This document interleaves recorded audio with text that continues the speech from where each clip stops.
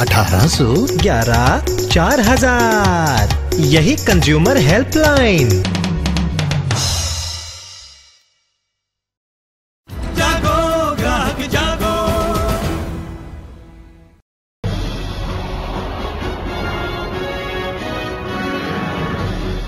This is Face the Nation, broadcasting live from the CNN IBN headquarters in New Delhi with Sagarika Ghosh. Hi there, a big victory for the government today in Parliament. All the cut motions on the budget that the opposition brought against the UPA government demanding a rollback in the price rise of petrol and diesel have been defeated. If the government had lost this vote on the finance bill, remember, it would have had to resign. But as it happened, the government won this test of strength against the opposition by a huge margin.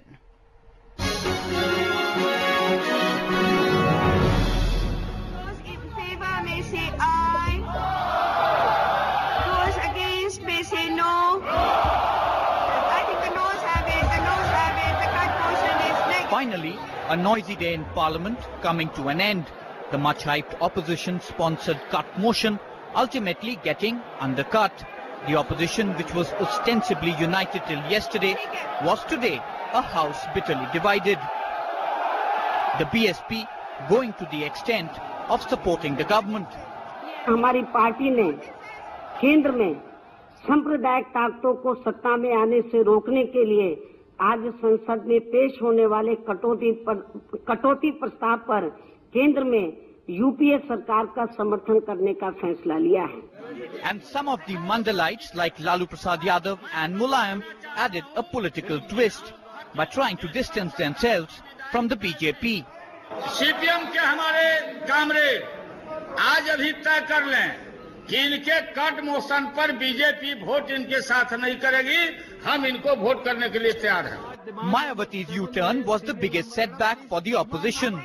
But with the CBI breathing down her neck, this was an opportunity that the Uttar Pradesh Chief Minister could not have missed. For the opposition BJP, the adverse turn of events made it cry foul. The CBI is being used as a political instrument for the survival of the UPA. Finally, with the PSP's support, the UPA's tally reached 289. The opposition was way behind at 201, while the SP and the RJD walked out. They say in politics there are no permanent friends and no permanent enemies. For the UPA government, which was facing an awkward situation till yesterday on the cut motion issue, clearly today's developments have once again ratified this old adage. In New Delhi with Bhupendra Chaube, Divyamanu Chaudhary. The cut motion inside Parliament and massive party-led bunds outside. The left-led protest against price rise. The Bharat Bandh had a mixed response though. Normal life was affected in Kerala, West Bengal, Orissa, Uttar Pradesh and Tripura, led by the CPI, CPM, the INLD and the SP among others. The Bandh was called to press for an immediate control on spiralling prices. That's our question of the day tonight. Are rising prices the UPA's Achilles heel? Type QTD space Y for yes, QTD space N for no, SMS to 51818 or log on to our website ibnlive.com to cast your vote. Joining us tonight, Manish Tiwari, MP and spokesperson of the Congress, is with us. We have Nilotpal Basu, leader of the CPM, with us. Nirmala Sitharaman, spokesperson of the BJP, is here. And Sriram Khanna, managing trustee of Consumer Voice, is with us. Thanks very much indeed for joining us. What's our poll saying? Are rising prices the UPA's Achilles heel? What are you telling us there? 61% in fact are saying yes, the rest are saying no. Let's get into crossfire. Mr. Nilotpal Basu, the cut motion decisively defeated, and all the people who we spoke to today in the Bandh-affected regions, whether they were middle-class people, whether they were people trying to go to hospital, whether they were students, whether they were wage laborers, none of them were actually talking about the price rise. They were all talking about the problems they were facing in their daily life because of the Bandh. Now, you have been taking up price rise as a big campaign against the government, and no doubt it's an issue for the people, but are they blaming the government for it? Is there political purchase in this campaign? I think your conclusions, as is quite often, is mistaken, because we have been campaigning for the last 8 months on this issue, solidly from the grassroots level. Last month we had hundreds and thousands of people marching on the streets of Delhi, Earlier this month, we had 2.5 million people joining the Jail Bharo campaign. The situation is completely different. The strike has been an unprecedented success in most of the areas, even where all the parties combined which sponsored the strike are not so strong. The point here is that we never wanted to pull down the government. Our point that we cannot agree with the proposals of the government which is contained in the budget proposals, which is contributing to the price rise. And I think the bankruptcy of the government is very clear that there are no substantial defense of the price rise. You see, finance minister and the food minister are giving new deadlines that by such and such date the prices will come down, but on the contrary, prices are shooting up. So I think is that a fact, the day has ended with the government's reduced support. Let me get in the voice of the citizen. Let me get in the voice of the citizen here. Is that a fact? Do you think on the part of the people, is there the feeling that it's this government that is squarely responsible for price rise? No doubt. Or is there in fact a more nuanced understanding there's no doubt that the government is doing what it can? There's no doubt that price rise has actually hit the poor people the hardest. There's no doubt about that. But at the same time, the man in the seat appears to know that price rise is not something that is going to be caused by something a government minister has done. They may have some levers in their hands which they can use to reduce it, but there's a multiplicity of economic factors, supply side factors and demand side factors, factors relating to monsoons, factors relating to your storage conditions, factors related to your infrastructure, factors related to the structure of your distribution chain through which your articles, manufactured and food articles go from the producers to the consumer's table. This is a complicated, area of markets. And you feel that the protests that the left is staging are to some extent manufactured? See, all political managers from on the whole kaleidoscope of political colors in our parliament that we saw today, each one of them is trying to find out which is the issue that I should take, where I should get X% more people to support me. And strangely, the last week and this week, the BJP and the left parties have found the same issue, which is price rise.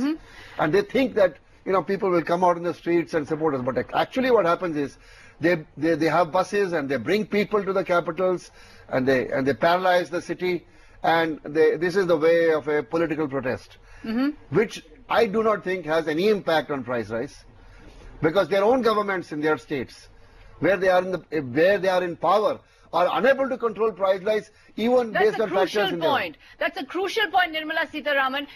Price rise is an extremely important issue, but is it a party political issue?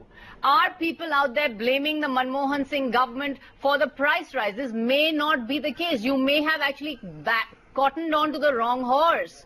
Because as far as the government is concerned, it has a sentiment. It's the government of NREGA, it is the government of loan waiver, it is the government of food security bill.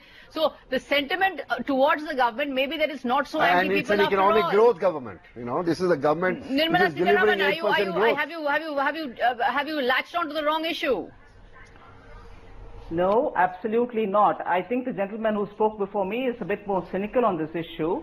Political issues are taken to the streets, political issues are taken on to the parliament. It is necessary to address political issues from all fronts. It is not exclusively the privilege of the parliamentarians alone. Issues do come to the street. That's aside. Let us understand the UPA government UPA 1 and UPA 2 separately. UPA 1 could have brought in NREGA, UPA 1 could have given loan waivers, but today UPA 2 is doing completely the opposite. The NREGA giving and the loan waiver removed. But the government has acted. Wait a minute, let me just finish. The government has allowed imports of sugar, the price of sugar has crashed. Let me just finish, please. Go ahead. Let me just finish, please.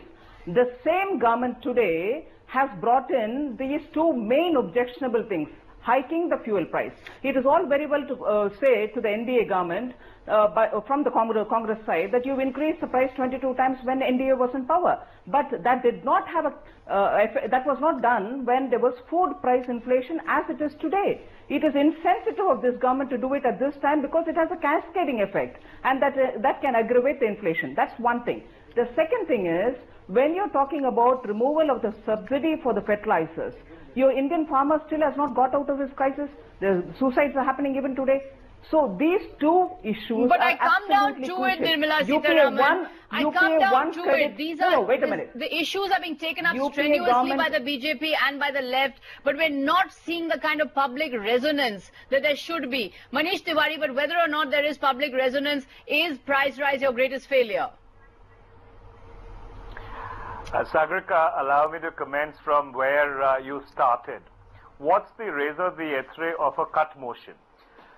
The raison d'etre of a cut motion is that if it would have succeeded, the government would have had to go. And in the 11th month of the second UPA government, the opposition was prepared to plunge this country into political instability and possibly an election. And now let me step back a little to the macroeconomic situation. The global economic meltdown did not take place because of the Right, I'm afraid we have lost that link over there to Manish Tiwari over there. But let me get in Nilotpal Basu again. Nilotpal Basu, you know, I have to quote to you an economist who's an international economist who has said that the high prices may be detrimental to the consumer, but in this particular case, they may be actually benefiting the farmer because the government has actually raised the minimum support price of rice and wheat to skyrocketing levels. It is almost at ₹1,000. So in fact, what this economist is arguing that in the urban areas, high food prices will increase poverty, but in the rural areas, poverty ratios will actually fall because of high food prices, because procurement prices are so high. So clearly price rise as a unifying issue or between urban and rural areas may not really be that politically potent. I doubt the eminence of the economist that you are quoting. I don't know the identity of the gentleman, but I can tell you with a minus 0.2 GDP growth in agriculture, I don't find a way that the situation is helping the farmer, nor are the never-ending queues of farmer suicides in many parts of the country indicate that farmers are all hale and hearty. On the contrary, we are finding areas where there is excess production, the government is not arranging for transportation of those items and really helping to allow the okay, I beg your pardon. Mr. Nilotpal Basu, I'm terribly sorry. I'm going to have to bring in Manish Tiwari, who we had to unfortunately interrupt because we lost the line, but we can get him back now. Manish, why don't you respond to what Mr. Nilotpal Basu is saying? No, I don't know how much was I able to articulate and how much you and your viewers were able to hear. So allow me to reiterate the point. What I was saying is, let me commence from where you started. What is the raison d'etre of a cut motion? If this cut motion would have succeeded, the country would have been plunged into political instability and possibly had to face another election in the 11th month of the second UPA. So therefore, you know, while there are issues of concern, and let me step back to the macroeconomic situation, the global economic meltdown, which led the global economy to contract by 1.3% for the first time after the Second World War, didn't happen because of Dr. Manmohan Singh and Mr. Pranab Mukherjee. The subnormal monsoon wasn't because of the government, which led to a drought in 250 districts and had an adverse impact on agricultural production. Notwithstanding that, the UPA government managed the economy of the country properly. No, but Manish, how is the opposition? How is the opposition to highlight the pain of this of common people if it is not by these kind of campaigns? But you had a point for the left. You don't believe this is the way to protest. You see, you have the parliamentary forum today. You had the the cut motions, etc. But what is happening today? For example, today's action on the streets has paralyzed life in a number of states. Now, how is that action going to bring down prices? It's a political protest, fine. But at what cost? You disrupt normal transportation, you disrupt normal life, you disrupt traffic, daily wages cannot go and, earn their money for the day. I think the time has come when political leaderships need to understand how to channelize their protest. Why do you have to paralyze cities and see Sagarika, public can I transport respond? paralyzed in order Sagarika, to can I raise your respond? voice? Go ahead, Mr. Basu. I'm saying that this voice of ooh and pain by Mr. Khanna is not to be heard when there's a government report that 78% of the people today in this country survive on rupees 20 or less a day. No, he's right. The poor But people... are they joining your protest? No, That's the there are question, Mr. Nilopal Basu. Are they actually joining your protest, or are your protests only succeeding in fact, the left rule states? You will be lucky even if they vote for you, because they don't believe that political leaders can do anything much to change their lot, because this is not from today. Our poverty is structural. It's been there for 100 years, and we are slowly, step by step overcoming it. And the growth that we have had in the last, 7 or 8 years is our only chance. And everybody in the country knows, even when people saw the result in the cut motions, some of us were relieved that here is the government which is trying to give you 7 to 8% growth every year, and here are people who want to dislodge it. Nirmala Sitharaman, why don't you respond to that? Why not play the role of a constructive opposition? Bringing cut motions, trying to bring the government down. Aren't you then being part of the problem instead of being part of the solution? I think you're I think you're judging too much on this issue with your own interpretation. How else does an opposition party... I beg your pardon, we seem to have lost that line as well. I mean, we are not having very good luck with our links at the moment. Let's go across and see if we can talk to Manish Tiwari over there. Manish Tiwari, if you can hear me, sir. Manish Tiwari, now respond to what Nirmala Sitharaman is saying. I can hear you, ma'am. Respond to what Nirmala Sitharaman is saying, that how else is a government going to raise issues of common concern? I mean, you can't you can't wish away the fact that price rise is causing anguish to millions of people. I do not take away the right of the opposition to protest, but the right has to be moderated with a sense of responsibility. And that is precisely what happened on the floor of the House today. There were certain opposition parties which were more responsible than others. They made their point. But when the push came to the shove, they realized that destabilizing the government and plunging this country into political instability is not the way to do it. And allow me to also put it on record that over the past 4 months, the macroeconomic measures which the government has taken are bearing fruit. Prices have moderated between January and April, as you yourself were pointing out. And with the Rabi crop coming in, and once it gets into the market, prices will moderate further. They will go south. So therefore, I need go to ahead, Nirmala. I think Manish is overplaying on this point of, political instability. The population of this country is reeling under the economic instability which we have been facing for the last 1 year. And the government has not shown any signs of wanting to take any steps. In fact, I should highlight the fact that somebody who had used the RTI and asked the government as to what exactly they have done as regards giving directives to control the prices. The Prime Minister's office is on record to say they have not taken any steps since January 15 till date. And if this is the way in which response to the various questions which have been asked in the Parliament periodically, you can see that the government is not interested in attacking the price rise issue at all, because it emerges out of scandals. Okay, let's...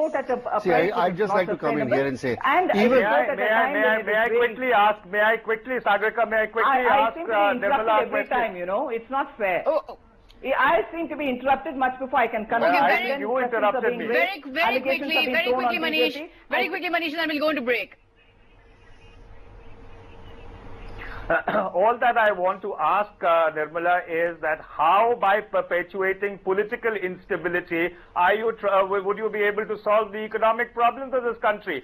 What you have done over the last 2 months is essentially show your lust for the loaves and fishes of office. I don't think that you've showed your concern for the Aam Aadmi. Otherwise, your government would have stepped up and moderated local taxes, as the Congress governments did in June 2008 when these concessions were put in place. We're going to have to go into a break. One after the other. We're going to have to go into a break. The scandals are more enough for political stability for you all. We're going to have to go into a break, but we'll come back and discuss more about the price rise issue, about its political component, whether it in fact has that kind of political resonance, and whether or not still in the image of the public, the team of Manmohan Singh and Pranab Mukherjee perhaps is perceived as doing enough for the price rise problem, or is it not? Let's come back and talk about that.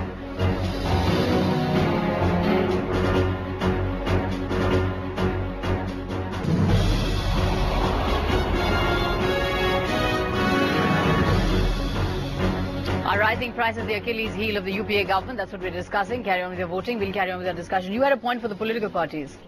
See, whatever protests we are seeing, what we saw in New Delhi last week by the BJP and what we have seen today, organized by the left parties, these are politically orchestrated protests using the political machines of the parties.